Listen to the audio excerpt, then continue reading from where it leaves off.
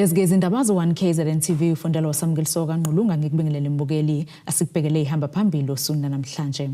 Owelcome Mthaniya kwelokubuyisa isithunzi samakhosi kuzokwakhiwe labaphazamiseke emqondweni ePotchefstroom kanti PSA ithi ilungisa ukubhaliseka kwayo. Undunankulu wesifundazwe KwaZulu-Natal uThami Ntuli uthi ke uhulumeni wesifundazwe wenza konke okusemandleni ukubuyisa isithunzi samakhosi. Undunankulu uThami Ntuli ubeyingxenye yomcimbi obukumasipala omhlathuze womnyango wezokubusa ngokubambisana nobuholi bomdabu wokudlulisela kwezimoto kumakhosi aqhamuka ngaphansi kwesifunda esithathu enyakatho yesifundazwe KwaZulu-Natal. Umnyango wezokubusa ngokubambisana nobuholi bomdabu KwaZulu-Natal uqhubekile nohlelo lawo lokudlulisela ngezimoto kumakhosi ahlukene esifundazweni. Lolu hlelo umnyango uhlose ngalo ukwenza ngcono umsebenzi wamakhosi. Njengoba ke lizungeza kusona sonke isifundazwe namuhla kuhlomula kamakhosi ayi-16 ngaphansi komasipala wesifunda King Cetshwayo, uMkhanyakude kanye neZululand. Sekukuningi umnyango kaPort okwenzayo ukuzama ukuthuthukisa ukusebenza kwamakhosi. Nomnyango waphuma stage engawuthathayo ngawufaka la ehhovisi nankulu. Nawo owathozelela amandla amakhosi okwazi ukucertify ngey'tembu lezi esathi kufanele sidlulisele emakhosini. Amakhosi athi lolu hlelo luzobuyisa ke ithemba ngokusebenza kwamakhosi. Amathuluzi okusebenza lawa njengaso sonke isisebenzi esithunywa umphakathi esinikezayo insiza kusebenza kuze ukwazi ukuthi ufinyelele kuzo zonke izinhlaka uhulumeni lapho kufanele ethule khona izinhlaka ezizokubambisana kwahulumeni kanye namakhosi. Siyethemba ke nathi ukuthi njengoba sola amathuluzi soasebenzisela lokho ukuthi sikwazi kuba sifeze izidingo zomphakathi nentuthuko ifinyelele ngendlela efanelekile. Sithi siyathokoza kakhulu ngoba zona ziza nje kancane nami ngiyathokoza ukuthi nami lifikile lamithuba lokuthi ngiyithole. Ongakayitholi nawe usazoyithola lizofika naye kuleni ithuba ukuthi ayithole. Ungqongqoshe umnyango wezokubusa ngokubambisana nobuholi bomdabu KwaZulu-Natal umfundi Sithula Sizebuthelezi uthi bazoqhubeka nalolu hlelo kuzokuba kuhlomula ke wonke amakhosi esifundazweni KwaZulu-Natal. Besiphothula uhlelo lokudlulisela kwezimoto emakhosini njoba kulonyaka nje uwodwa asidlulise izimoto eziwu65. Kube isibusiso ukuthi undunankulu wethu kwaZulu-Natal umhlonishwa uNtuli abekhona ukuzobonisana namakhosi ngezihloko ezisemqoka. Aphinde undunankulu asenzele umsebenzi wokudlulisela kwalezi imoto emakhosini ngoba lezi imoto zizothuthukisa isakhiwo sobukhosi ukuze imisebenzi emkhandlu amakhosi akwazi ukuyenza ngesithunzi nangendlela ephephile. Uhlelo ke lolu lusazoqhubeka nangonyaka ozayo size sifinyelele kuwo wonke amakhosi alapha KwaZulu-Natal. Ezindabeni ze-1 KZN TV kubiNkosi Enhle Mthembu eRichards Bay. Kulindeleke kuqale maduze kwakhiwa kophiko labanezifo zengqondo esibhedlela sasePotchefstroom. Ungqongqoshe umnyango wezemisebenzi yomphakathi kanye nenqalasindo Martin Meyer wethuleke ngokusemthethweni lomklamo okulindeleke udle imali engaphezulu kwa240 million rand. Kwakhiwa kwalolu phiko kuzodala amathuba omsebenzi kumphakathi ongaphansi kwesifunda ugu.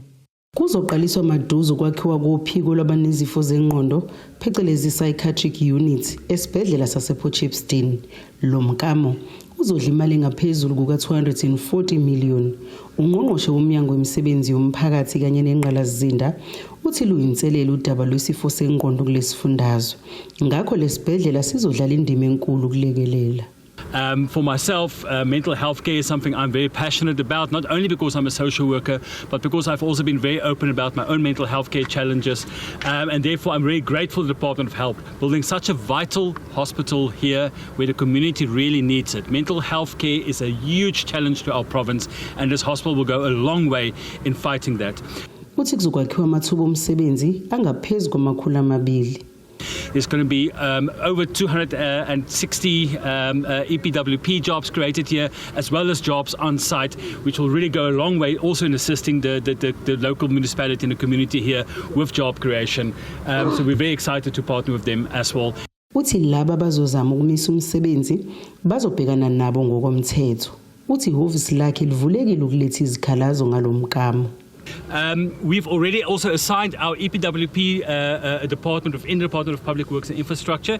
They have a section in there that is just there for community engagement, and they'll be walking this road together with the contractors day by day. These contractors are also, it's not some inexperienced contractors, they've done many projects before, and they're quite experienced in working with communities as well. And I firmly believe that's where it starts. Get your community involved, get your community to take buy-in into this project, and 90% of the problems is then already solved. But if ever anybody wants to take chances, I will make this clear once again, very, very clear. If anybody thinks they can take chances with this department trying to hold us to ransom in any way, we will come down on you like a ton of bricks. We are not held to ransom. We will not negotiate with criminals. If you want to talk to us about concerns, please contact my office and we will sit down with any forum that wants to talk to us peacefully. Umphathi wesibhedlela iPotchefstroom uthi lo mkamo uzowusiza kakhulu umphakathi waSogwini. Usiza kakhulu isibhedlela as well as umphakathi because manje sinenkinga enkulu in terms of ukuhambisa ama-patient nokunakekela ama-patient esibhedlela. Ukuhambisa ke ngisho ukuthi ama-patient funeke once eboniwe kule 72 hours observiwe funeke transfer to umzimkhulu to a psychiatric hospital eyenza ke ngokuthi this to and fro in terms of patient care ibe costly. Now ke manje that we have a short stay ward lapho banokuhlala for isikhashana, we can really take care of them within the hospital because we also have the expertise that umzimkhulu has. We have a psychiatrist, we have a psychologist, we also have a social workers and the rest of the other team to actually babanakekela abantu la esibhedlela. So that's why I'm saying the project is usiza kakhulu umphakathi waseHugu as well as the surrounding areas that actually refer to us. Lombiko benwethulelo zamando sicele kwizindaba ze1 KZN TV ngisesayidi. Inyunyana abasebenzi bezempilo PSA ithi ke phezulu kwezinhlelo zokulungisa isikhalazo esiqhamuke ngendlela esibhalise ngayo kulandela ke isixwayiso sokuthi ke izocishwa njengenyunyana yabasebenzi. Namuhla ke iziko lezindaba libe nengxoxo nomphathi obambile kulesi sifundazwe uZamandladla. Obalenhlangano ucacisa kabanzi ngencwadi esabalele ngesonto eledlule einkundleni zokuxhumana. Mhlawumbe kuyicacisa nje incwadi ekukhulunywa ngayo esabalele akuyona incwadi eyisinqumo sokuthi uPSA uyadiregister. Ngikhuluma nje nawe manje kunabasebenzi bethu abawo labor relations abama shop steward abaphumile abangaphandle abenza umsebenzi wenyonyana. Bayavunyelwa laba yosebenza khona ngoba ayikho incwadi ethe sesidiregistiwe. Incwadi ephumile uma ngabe singayibeka ngalolu lwesilungu i-notice to deregister. Kule ncwadi kune zimo athi u-Registrar of Labour Relations as comply nazo. Ngokwethuke i-interpretation yomthetho engafani ngendlela esubona ngayo nangandlela ngobona ngamhla. Lenyunyana ibhalise yaba inyunyana iphinde ibe i-NPO. Ngokusho kaDladla uthi into kumele bayenze ukulandela imigomo yomnyango wezisibenzi ukuhlukanisa umthethosisekelo wenyunyana nowe-NPO kanye namabhuku okusebenza kwezimali kwalezi inhlaka zombili okuyikona okudala ukushayisana ngokwemigomo. UPSA ube khona in existence since 1920. UPSA has a dual registration, non-profit company and a trade union. It was confirmed in 1993 and UPSA has a certificate which is registered as a trade union. So the issue which is in notice to deregister, one of the things we are not a genuine trade union. The registrar is basing that and on some issues as comply now. One of the issues that have been raised is the constitution. uDladla uthi phansi amaphaphu amalungu wabo bazokulungisa lokho okudingekalayo kodwa umsebenzi abawenzayo uyaqhubeka. We have met with the registrar.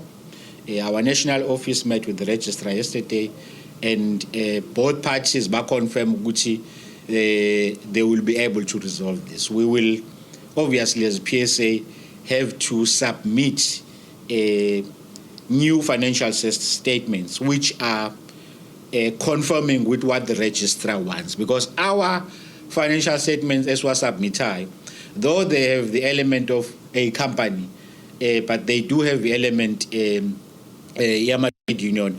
In fact, we are over complying with the actual requirements of the Labour Relations Act. So we will definitely correct that and resubmit to Register of Labour Relations, including the amendment of the Constitution to conform to what is required by Register of Labour Relations. Ngodaba Khosibisi, wezindaba ze-1 KZN TV, uChannel 2 ngiseThekwini. Umphakathi wasesikhaleni inyakatho yesifundazwe KwaZulu-Natal uthole ithuba lokuhlolelwa izifo mahhala ngaphansi kohlelo lokusondeza izinsiza zezempilo emphakathini. Ikhansela kwa-21 uSibongiseni Masondo uthi lolu hlelo luzosiza abantu ukuthi ke bahlonzwe izifo kusenesikhathi ukuze bathole ukwelashwa ngaphambi kokuba ke izimo zabo zibe zimbi. Umphakathi wasesikhaleni uthole ithuba lokuhlolela izifo mahhala ngesikhathi Daniel's Health Home ebambisene nabanye ababambe iqhaza ihlelo usuku lokusondeza izinsiza zezempilo emphakathini. Abahleli bathi ke inhloso enkulu ukuqwashisa abantu ngokubaluleka kokuhlolwa kusenesikhathi ukuze kutholakale ukwelashwa ngesikhathi. Kunikezwe ke izinsiza ezahlukene zamahhala okubalwa khona ukuhlolela umfutho wegazi iBP, iHIV, izifo esithathelana ngokocansi kanye ne-digital chest X-ray. Ezinye ke zesiza esifana nokuhlolwa kwamehlo, ama-ultrasound neminye imjovo besitholakala ke khona kuyo le ndawo. Izizathu nesidingo sokuba khona kwale clinic ukulekelela umphakathi wethu ukuthi ukwazi ukuthola usizo lwezempilo olusheshayo ngizosho kanjalo. Siyazi ukuthi kwezinye indawo kuba nama-delay ngenxa yokushoda kwestaff nokwanda kwabantu. Iclinic ke eli-primary health nje la sibheka khona uwellness sikhuluma ngokuthi abantu abeze bezochecka umuntu angalinda azagule. Sichecka nasi, sichecka bona o-BP, sichecka oshukela, sichecke o-weight, no baby wellness sinawo la siletha khona izingane zizocheckwa ukuthi ikhula kahle, zithola vitamin A. Lolu hlelo belihlelwe iDaniel's Health Home ngokubambisana ne-Isibani Development Partners, Isicela Impilo Women and Baby Center kanye nezibuku zeZulu Eye Care. Ababambe iqhaza bathi kokuletha lezi zisiza emphakathini kusiza abantu abaningi abangakwazi ukufinyelela kalula ezikhungweni zezempilo. Ngoba si-Daniel's sinabo phathini singasebenza nabo, sasesicela ke sibani ukuthi bazosicheckela abantu ama-chest x-ray ngoba isikhawu nje sezinye seyindawo la andumhlathuze sub-district ono prevalent ka TB ophezulu kakhulu. So ke u-prevention ke is better than cure, ingako sibacelile ukuthi abeze ke bazosihlolela abantu bethu bekuhlolwa nje mahala ukuthi umuntu azohlola for TB. Abazotholakala ke noma esisolayo sizobe sesibadlulisele endaweni ke la bezofike bathole khona usizo liphelele ke sebeqaliswa nanane treatment. Umphakathi usebenzise leli thuba ukuhlolela izifo ezahlukene kanti ke abahleli bagcizelela ukuthi ukuqhubeka nokuhlola kwezempilo njalo kungasiza ke ekutholeni izifo kusenesikhathi nasekunciphiseni ke izinkinga zezempilo emphakathini. Bathi ke bahlose ke ukuqhubeka nokuletha izihlelo ezifana nalezi emphakathini eyahlukene ukuze izisiza zezempilo zifinyelela kubantu abaningi futhi ke kuqhubeke nokukhuthazwa impilo engcono emphakathini. Acela ukuthi umphakathi wakithi ungaliyeki ithuba elifana naleli ngoba le clinic le iclinic engajwayelekile endaweni zakithi. Ama-clinic esijwayele wabona endaweni zabelungu kodwa njengoba esela esikawini sizizwa sibakhulu futhi siyayeseka. Nami nje ngomunye wabantu esebehlomule ngezibuko ngihambe ngawuchecka lapha ukucheckela ukuthi amehlo ama-right yini. Bathi cha right kodwa nazi izibuko sengwatholile ke ngachecka futhi nesifuba isifuba sami si right. So ke ngiyaphila. Sithishelele etolo sibe siqhubeka nazo indaba zethu.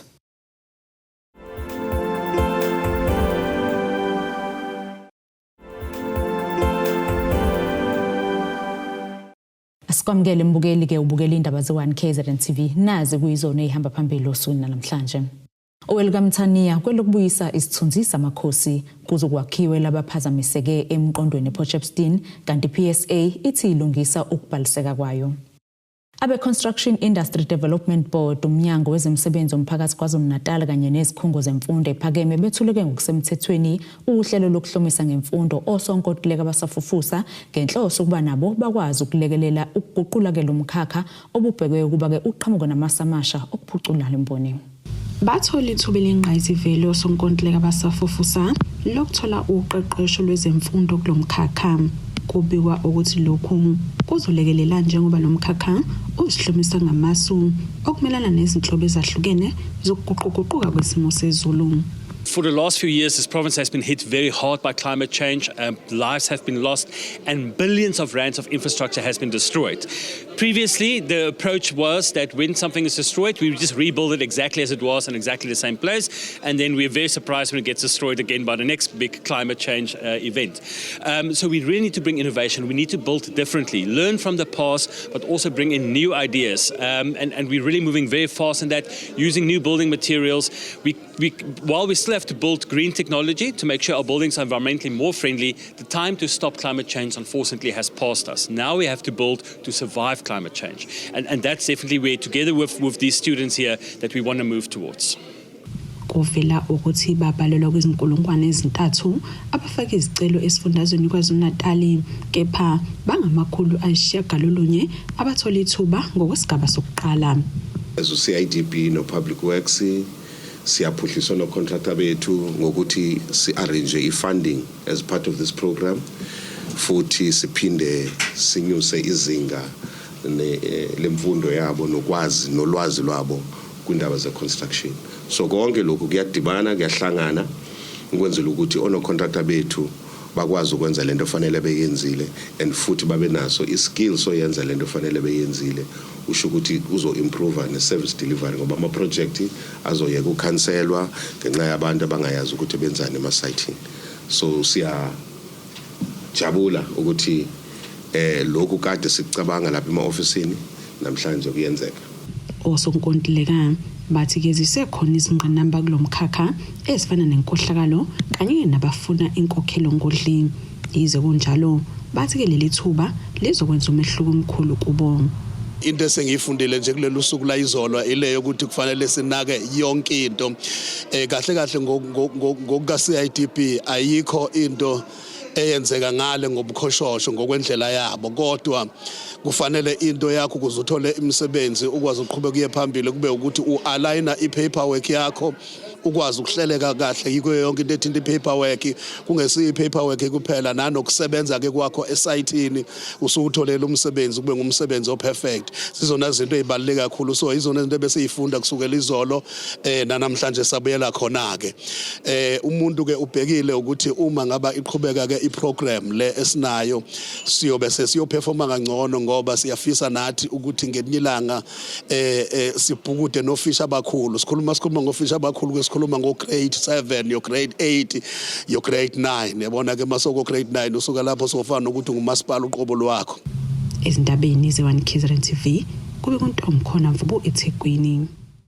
Abahlali basendumeni bathi Dandi July abalekelele kakhulukazi ukukhangisa imisebenzi yabo bakusho lokhu ke njengoba ke kuqhubeka umcimbi okulungiselela umjaho omkhulukazi obizwa ngeDandi July obanjwa minyaka yonke ngenyanga Ntulukazi eDandi Bakersfield. Kanti ke umnyango wezemidlalo amaciko namasiko uthi kuyaseme ngomumo amalungiselelo alomjaho ozoba mhla zili-18 kwephezulu. Abahlali baseDandi bathi Dandi July ibavulela amathuba amaningi ukuba bekwazi ukuzikhangisa bephinde becoshe namathuba omsebenzi. Umdlalo omkhulu walapha eDandi osilethela amehlo kanye nenkumbi zabantu ezisilela kakhulu ke thina njengosomabhizinisi abaseDandi kakhulukazi indawo zokulala, indawo ezinjengesitoro kuletha umnotho omkhulu ukufika kwabantu ngeenkumbi zabo ukuthi bezela eDandi ngoba siyabenefita kunabantu abadayisayo abathola ithuba lihambe uveza izitoko zabo kakhulukazi ke nama local artists athola ithuba lokuthi aveza amakhono abo nabantwana abamodelayo abahlezi bemodelela izinto ezincane but kubabeka ithubeni elikhulu ukuwina izinto ezinkulu ezikwazi ukuthi balekelele ukuthi beqhubeke namakhono abo futhi beqhubeke nokuzithuthukisa ekutheni lezi zinto abazenzayo. So iDandi July kuthina contributor omkhulu umehluko. Kanti ungqongqoshe womnyango wezemidlalo, amasiko kanye namaciko, uMntomuhle Khawula uthi asemi ngomumo amalungiselela lomjaho. Sizoqinisekisa ukuthi nakulonyaka umjaho wamahashe esiubiza ngeDandi July ukhona futhi mkhulu kakhulu. Siphuma ke emgqibelweni obumkhulu kwisifundazwe lapho besine Durban July. Ngomhla ka18 ke kuJuly sizobeke sine Dandi July okumjaho Mtelebhelo ukhulile kakhulu uzobuna amahashe abalelwa emakhulwini amathathu namashumi amane. Izifundazwe zonke zaKwaZulu Natal ezishumi zizobe zikhona. Izifunda zaKwaZulu Natal ezishumi zizobe zikhona. Izifundazwe ezikhona eziphuma ngaphandle kuzobe kuyiMpumalanga, kuzobe kuyiGauteng, sibe namazwe afana neLesotho namazwe afana neSwatini evamise ukuthi ize kanye neMpumalanga. Ngakho ke umjaho mkhulu kakhulu. Isiteki ke siye sakhula kakhulu okwamanje simi egidi nezimbili nohafu zamarandi. Sijonge ukuthi kuqala kushaya umhla ka17 isiteki sethu sibese sifikile ezigidini ezintathu zamarandi.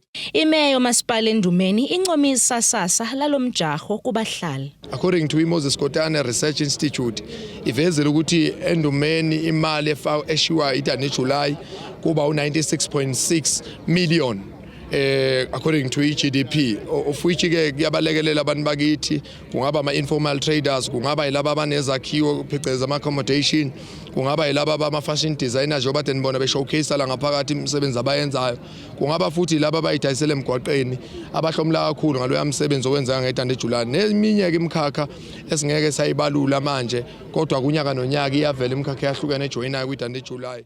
Khona manjalo imeyo Masipala uMzinyathi uThembisile Mchunu uthi umehluko uzoba mkhulu kulokhu ukuze kwazi ukuthuthukiswa abantu baseMzinyathi. Athanda ukusho ukuthi uMzinyathi eDandi July njengoba ukhona nje usilekelela kakhulu kumathuba omsebenzi ngoba sizwile ukuthi namhlanje baningi kakhulu abantu abazobe bekhona futhi namahashi maningi kakhulu. Ngakho ke njengoba kunjalo nje amathuba ukuthi abantu bekwazi ukuthola imali ngokuthi kube nama bookings akhona ema BNB ethu. Mangabe usasele nje ungakabook uzohlupheka. Okumnandi ngeDandi July sizwile ukuthi kulokhu asizusho offer nje kuphela, ukhona nane market ukuthi phela laba bezile baletha umsebenzi wabo bazokwazi ukuthi babe nama stalls lapho bezokwe sekuthengwa khona. Kubi kuthobeka Dladla ezindabeni ze1KZN TV ngisendumeni. Umasipala waSolunde enyakatho nesifundazwe uvuleke ngokusemthethweni ihholo lomphakathi endaweni yasezimfabeni kuWard 5 Olundi. Leli hholo liqanjwe ngomntwana uTshanibezwe kaHam, kanti ke umeya walomasipala uWilson Ntshangase ugcizelela ukuba leli hholo lingelenkosi akukho noyedwa onelungelo lokushaya isifuba athi ke ngesakhe lesi sakhiwo. Kuqopheka umlando wokuqala nqa kuba nesakhiwo sehholo lomphakathi kuWard 5 kumasipala waSolunde ezimfabeni. Lelo hholo liqanjwe ngomntwana uTshanibezwe kaHam lakhiwe ngumasipala wakhe lomphakathi.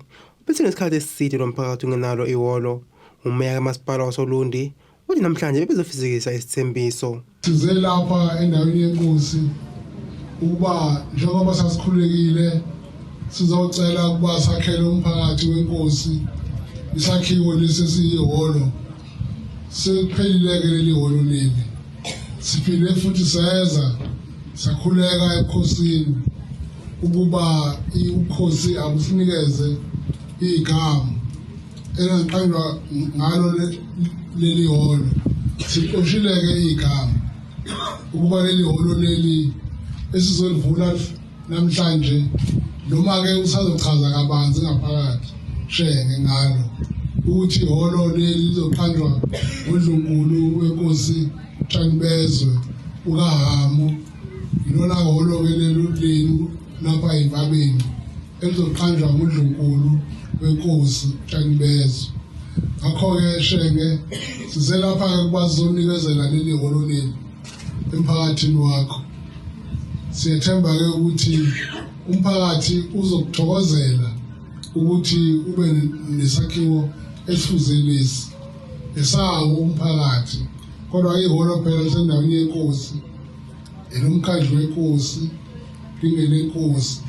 Akekho umuntu oyishaya isifuba athi lingelakhe leli hholo elenkosi leli hholo. Ngiyathokoza eshe. Kati lelo hholo lihambi lodwa ngoba kuphinde kwakhiwa nezindlu zangasese. Lezi zindaba zo-1 KZN TV zibike siqiniseko cele eRichards Bay. Asiphinde sithi shelele etolo sibe siqhubeke nezindaba zethu.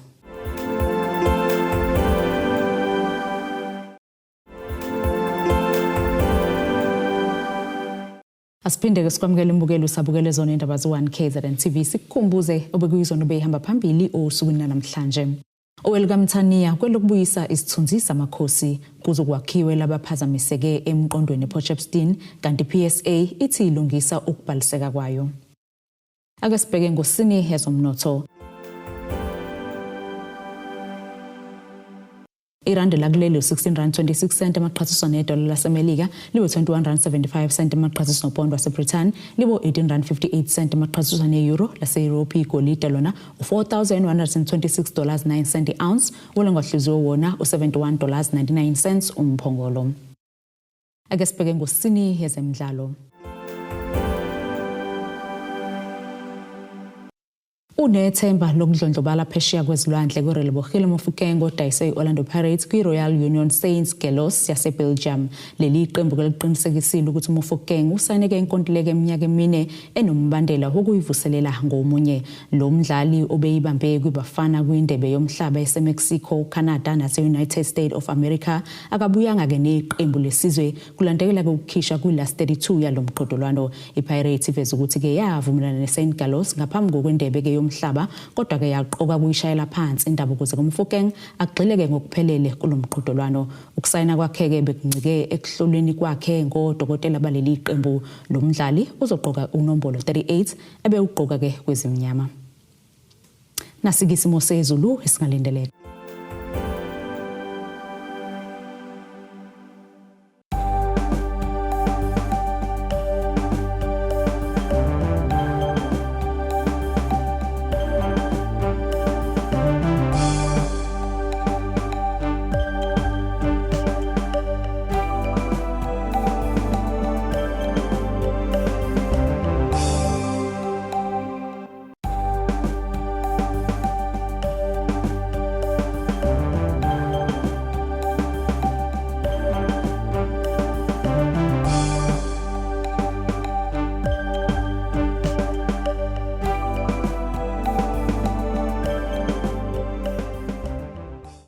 Bukeleke ziyaguqa besikuphathele zona usuku namhlanje. Mina nawe ke sophinde sihlangane kusasa futhi ngasesikhathi esifanayo. Nisale kahle. Abethuli bethu bezindaba baxhaswe iTulis Bayview Bridal. Ungabashayela kulezi zinombolo ezivelile